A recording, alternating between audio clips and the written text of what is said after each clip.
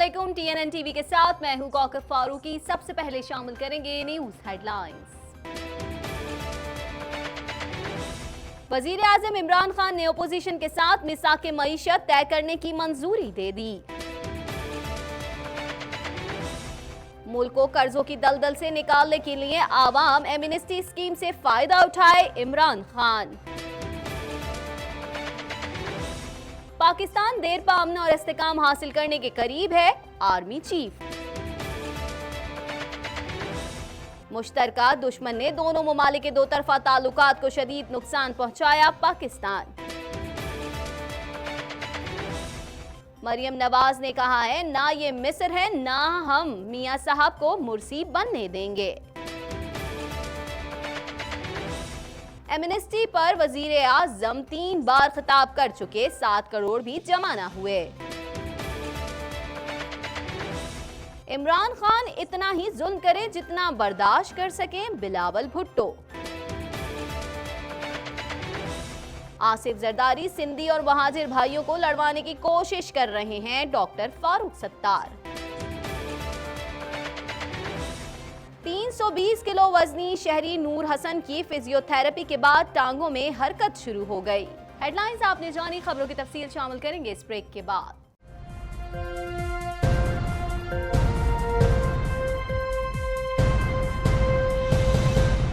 Bulletin में खुशामदीद। Bulletin के आगाज में सबसे पहले बात करेंगे, वजीर आजम इमरान खान ने ओपोजिशन के साथ मिसाक मईशत तय करने की मंजूरी दे दी और फैसला किया गया कि मुल्क को मुआशी बहरान से निकालने के लिए आला सतही पार्लिमानी कमेटी बनाई जाएगी।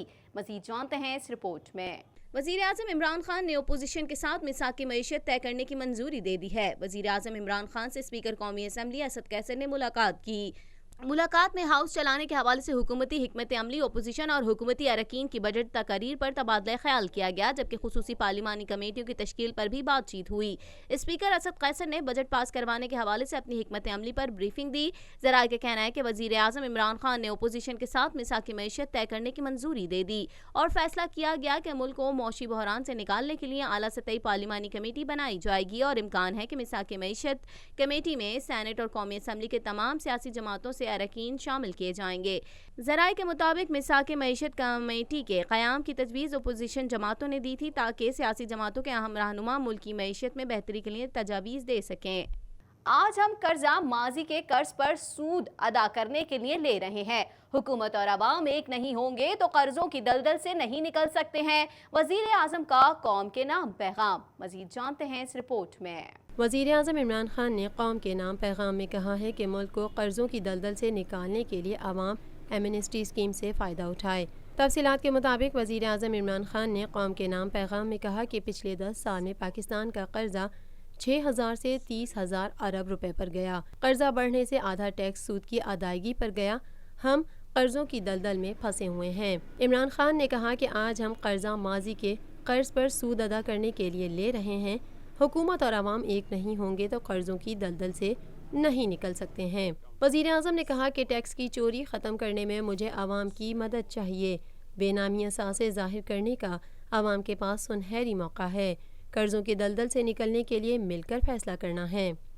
मैं आपके लिए एक स्कीम लेके आया हूँ, वो है कि अपने असासे डिक्लेयर करें और ये 30 जून तक है।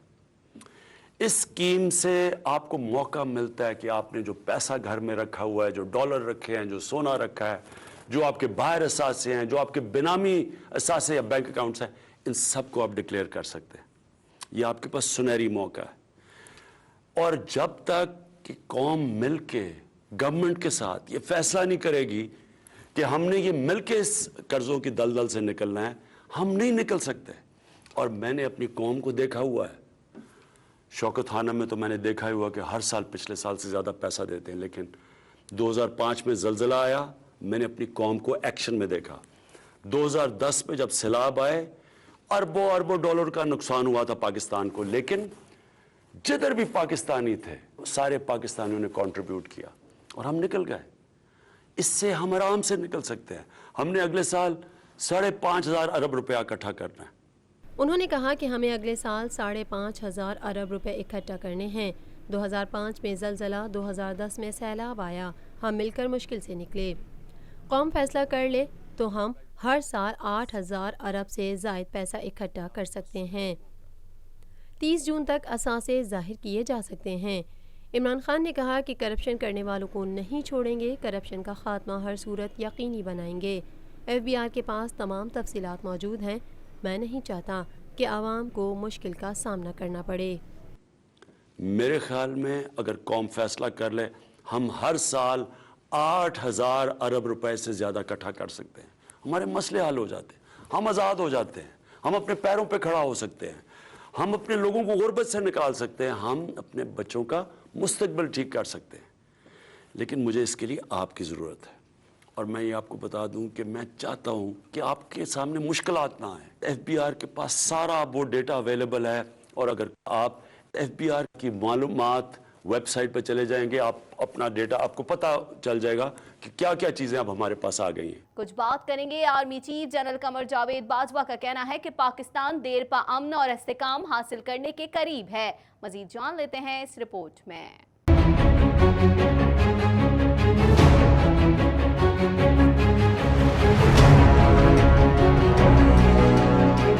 پاک فوج کے شعبہ تعلقات عامہ ISPR کے مطابق army chief general Qamar Javed Bajwa نے لندن میں international institute of strategic studies کے ہیڈ کوارٹر کا دورہ کیا۔ دورے کے دوران آرمی چیف کا علاقائی سیکیورٹی پر پاکستان کے نقطہ نظر سے متعلق سیمینار سے خطاب کرتے ہوئے کہنا تھا کہ پاکستان امن و استحکام اور پائیدار ترقی کی طرف گامزن ہے۔ امن و امان کی یہ صورتحال اب کوئی نہیں چھین سکتا۔ جنوبی ایشیا میں امن کا دار و مدار تنازعات کے حل میں ہے۔ سربراہ پاک فوج کا کہنا تھا کہ علاقائی چیلنجز سے نمٹنے کے لیے عالمی تعاون ضروری ہے۔ علاقائی روابط کے لیے سرمایہ کاری کلیدی حیثیت رکھتی ہے۔ بہتر سیکیورٹی صورتحال سے غیر ملکی سرمایہ کاری بڑھے گی۔ پاکستانی وزیر خارجہ شاہ محمود قریشی کا کہنا ہے کہ پاکستان اور افغانستان کے مشترکہ دوست نے ہمارے تعلقات کو شدید نقصان پہنچایا ہے۔ پاکستان اسی افغان بحران کی وجہ سے شدید متاثر ہوا، تاہم بہتر مستقبل اور تعلق کے لیے دونوں ممالک کو الزام تراشی کے ماحول سے نکالنا ہوگا۔ مزید احوال جانیں گے اس رپورٹ میں۔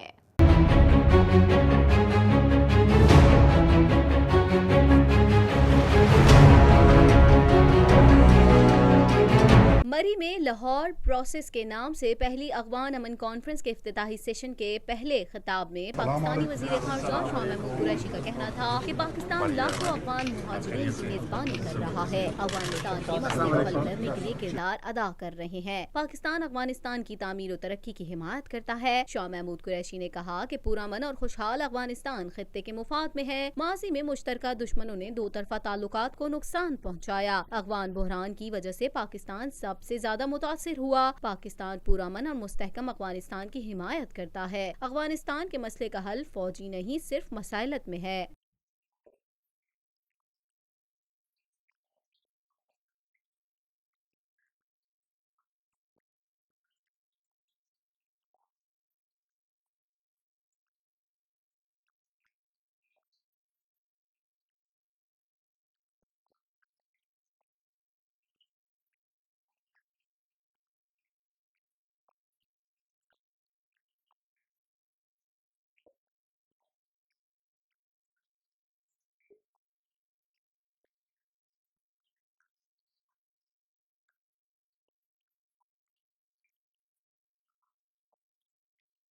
انہوں نے کہا کہ ہم نے اس بات پر اتفاق کیا کہ اپنی سرزمین ایک دوسرے کے خلاف استعمال نہ ہونے دیں۔ ہم افغان امن عمل کی حمایت عدم مداخلت کی بنیاد پر کر رہے ہیں۔ واضح رہے کہ افغانستان میں قیام امن کے لیے لاہور پروسیس کے نام سے پہلی افغان امن کانفرنس میں گلبدین حکمتیار، استاد عطا نور کے علاوہ افغان امن جرگہ کے سربراہ کریم خیلی اور ازبک رہنما رشید دوستم جیسی اہم شخصیات بھی شامل ہیں۔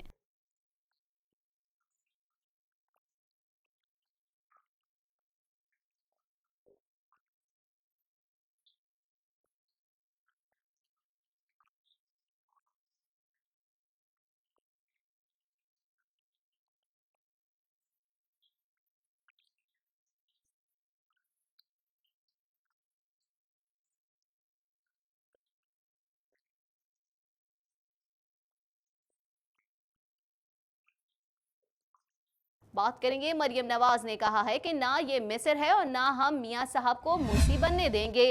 جعلی حکومت سے ریلیف مانگ رہی ہوں، نہ وہ دے سکتے ہیں जो खुद किसी का मोहताज हो वो क्या रिलीफ देगा? मिसाक मईशत मजाक मईशत है। मजीद जानते हैं इस रिपोर्ट में। नून लीग की नायब सदर मरियम नवाज ने प्रेस कॉन्फ्रेंस करते हुए कहा, नवाज शरीफ की सेहत का मुकदमा आवाम की अदालत में रखना चाहती हूँ। कुछ ऐसे हकाइक हैं जो आवाम के सामने नहीं आ सके। नवाज शरीफ को तीसरा हार्ट अटैक अडियाला जेल में हुआ। इस हार्ट अटैक से मुझे लाइल्म रखा गया। नवाज शरीफ को दिल की तकलीफ 15 साल पुरानी है। नवाज शरीफ की तबीयत खराब हुई तो सुपरिटेंडेंट ऑफिस बुलाया गया। ऑफिस गई तो वहाँ कुछ कार्डियोलॉजिस्ट मौजूद थे। ऑफिस में मौजूद अफराद ने कहा, मियाँ साहब की तबीयत खराब है। उन्होंने कहा, आप मियाँ साहब को कहें वो अस्पताल चले जाएं। Admission date 29th. Hospital course. The patient was admitted to CCU due to complaint of pain in chest and arms with discomfort. His examination was unremarkable except scars of surgery in mid-chest, legs and vitals were normal and ECG revealed sinus rhythm with prolonged PR and LBB. یہ جو ان کا heart block ہے. In labs troponin level was found to be raised. Maryam Nawaz کا کہنا تھا, میاں صاحب نے جیل سے اسپتال جانے سے انکار کیا. نواز شریف کے ذاتی معالج کو ایمرجنسی میں لاہور سے بلوایا گیا. نواز شریف کے ذاتی معالج کو بھی کچھ نہیں بتایا گیا. میاں صاحب نے جواب دیا, مریم کو اکیلا چھوڑ کر اسپتال نہیں جا سکتا. میاں صاحب کا کیا علاج ہوا میرے علم میں نہیں. ڈاکٹر عدنان کی درخواست کے باوجود ریکارڈ نہیں دیا گیا. نواز شریف کا ڈسچارج سرٹیفکیٹ کسی کو نہیں دیا گیا. لیگی رہنما نے مزید کہا کہ میاں صاحب کا کیا علاج کیا گیا وہ میرے علم میں نہیں. میاں صاحب کو جیل واپسی پر ادویات ڈاکٹر کی سہولت دے دی گئی. نواز شریف کے دل کی 3 سرجری ہو چکی ہیں. میرے بار بار پوچھنے پر بھی ہارٹ اٹیک کی بات چھپائی گئی. میاں صاحب کو ایک اور بائی پاس کی ضرورت ہے. میاں صاحب کی ایک اور شریان 90% بند ہے. مریم نواز نے کہا, میاں صاحب کا بائی پاس ان کی وزارت عظمیٰ کے دوران کیا گیا. کڈنی کا اسٹیج 3 کا مسئلہ ہے. ایک ڈاکٹر نے ہاتھ جوڑے کہ ہم نواز شریف کا کیس نہیں لے سکتے. نواز شریف کے دل میں 7 اسٹینڈ ہیں, مزید کی گنجائش نہیں. میاں صاحب کی ملاقاتوں پر بھی پابندی لگا دی گئی ہے. میاں صاحب کا علاج پاکستان میں ہو سکتا ہے لیکن ڈاکٹرز دباؤ میں ہیں. سابق وزیر اعظم شاہد خاقان عباسی نے قومی اسمبلی میں اظہار خیال کرتے ہوئے کہا, اس وقت 4 ارکان اسمبلی گرفتار ہیں. 2 کے پروڈکشن آرڈر جاری کیے گئے ہیں, 2 کے نہیں. مزید جانتے ہیں اس رپورٹ میں. سابق وزیر اعظم شاہد خاقان عباسی نے قومی اسمبلی میں اظہار خیال کرتے ہوئے کہا کہ اس وقت 4 ارکان اسمبلی گرفتار ہیں. 2 کے پروڈکشن آرڈر جاری کیے گئے, 2 کے نہیں. حکومت کہہ رہی ہے کہ افراط زر 13% پر آ جائے گا. 1 سال پہلے ملک کی گروتھ ریٹ 6% تھا. 1500 ارب کے لیے اب حکومت کو ہر چیز مہنگی کرنی پڑے گی. شاہد خاقان عباسی کا کہنا تھا, آمدن اور اخراجات کا فرق 50% سے بڑھ گیا ہے. سود کی رقم میں اضافہ نہ کرتے تو ٹیکس بڑھانا نہ پڑتے. موجودہ حکومت نے 8 ماہ میں یہ حال کر دیا. حکومت 5 سال پورے کرے گی تو کیا حال ہوگا. حکومت کو مسائل کے حل تلاش کرنے چاہیے. حکومت مجموعی طور پر 400 ارب پر چلتی ہے. دوسرے ممالک کی اتنی رقم ایک ڈپارٹمنٹ کے اخراجات کے لیے ہوتی ہے. پاکستان مسلم لیگ نون کے رہنما نے مزید کہا, مفتاح اسماعیل نے ٹیکس ریفارمز پیکج دیا, اس کو دنیا نے قبول کیا. ہم نے ٹیکس ریفارمز میں 5 سلیب مقرر کیے. موجودہ حکومت نے گیس, پانی, بجلی سب کی قیمتیں بڑھا دی. کہا جاتا ہے ہم نے بہت قرض لیا, اس پر کمیشن بھی بنایا گیا. آج ہی بتا سکتا ہوں قرضہ کمیشن کی رپورٹ میں کیا لکھا جائے گا. تاثر دیا جا رہا ہے یہ سب لوٹ کر کھا گئے ہیں. کیونکہ حکومت ماشاءاللہ ایک آسٹیرٹی ڈرائیو پر ہے, ڈیفنس ایکسپینڈیچر بھی کم کر رہی ہے اور بہت اچھی نیت ہے, لیکن اس کے باوجود جو ڈیفیسٹ ہے وہ یعنی جو آپ کی آمدن اور اخراجات کے درمیان جو گیپ ہے وہ 2200 سے 3600 پہ چلا گیا, وہ 50% بڑھ گیا. باوجود 1500 ارب ٹیکس نیا ٹیکس لگانے کے وہ بھی بڑھ گیا. اس کا جواب کوئی دے سکتا ہے؟ اور جو اصل حقیقت ہے اس بجٹ کی وہ نمبروں میں چھپی ہوئی ہے. میں بڑے سادہ الفاظ میں بیان کر دیتا ہوں. ہم نے بہت قرضے لیے, ایک کمیشن بھی بن گیا ہے. میں اس کمیشن کی رپورٹ آج بھی آپ کو لکھ کے دے سکتا ہوں. مزید خبریں بھی بلیٹن کا حصہ ہوں گی مگر اس بریک کے بعد.